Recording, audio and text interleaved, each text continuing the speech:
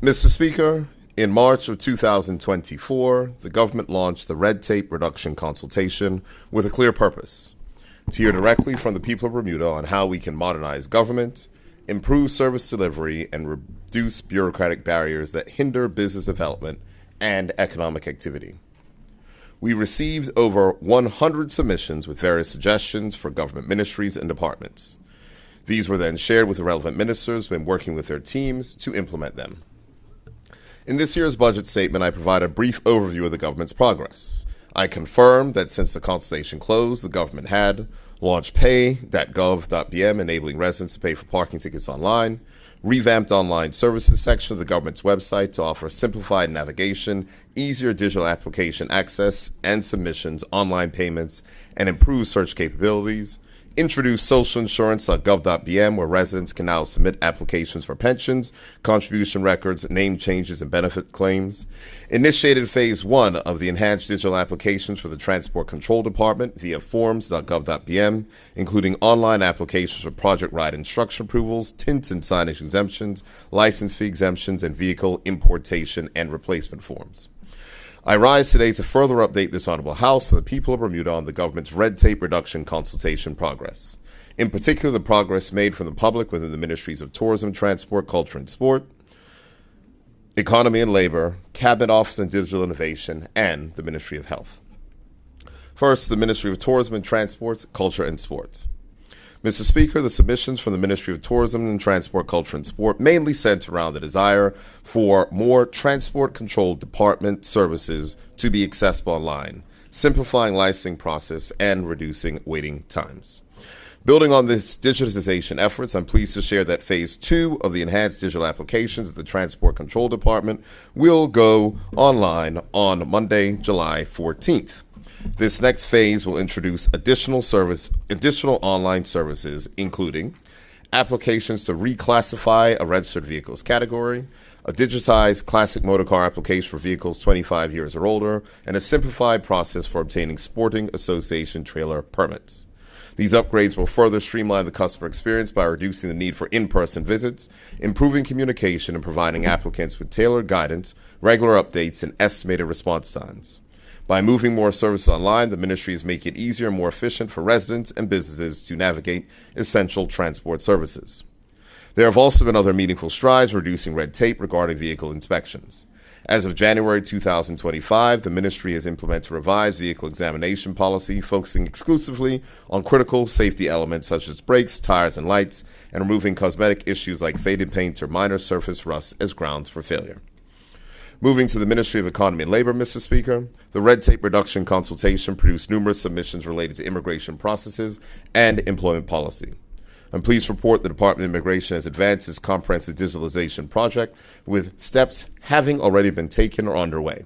A vendor has been selected, a key site visit to the Bahamas took place to see the digitized system and process in action, and a full-time project manager will be hired this summer to oversee implementation.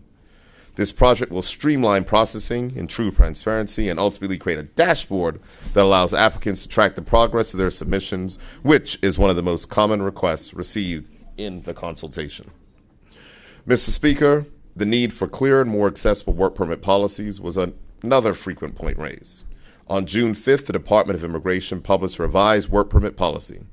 The revisions are designed to modernize and clarify work permit processes, enhance fairness and transparency, and better align with Bermuda's current and future workforce needs. In continuing with this government's commitment to transparency and inclusive governance, the policy was made available for public consultation after its publication, which closed on the 4th of July. This ensured the voice of businesses, workers, and stakeholders were again heard and considered before the new policy is scheduled to come into effect in September of this year.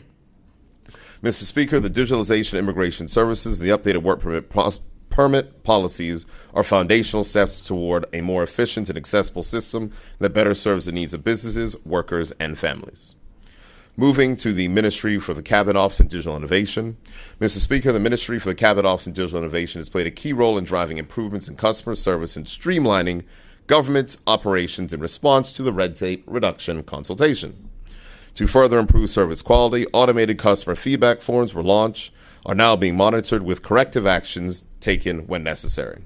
In departments such as planning, reforms are being made to ensure that applications are assessed holistically, recognize the importance of balancing economic drivers like international business and tourism with fairness and accessibility. Mr. Speaker, the ministry has progressed in streamlining the planning and building approval process. This includes retroactive applications no longer need to go to the minister, as appeals reduce the time to process, and employed additional plan reviewers to process building permits faster. These efforts represent a practical, thoughtful response to the suggestions raised during the red tape consultation and reflect the government's ongoing commitment to digital transformation and improving how we serve the people of Bermuda. Moving to the Ministry of Health, Mr. Speaker, the Ministry of Health received several submissions from the public focused on two main areas: streamlining professional registrations and addressing health and safety enforcement.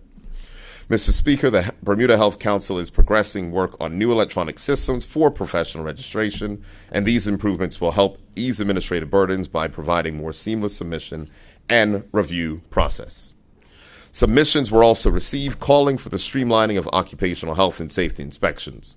The review confirmed that delays stemmed from a lack of qualified safety officers resulted in multiple uncoordinated inspections.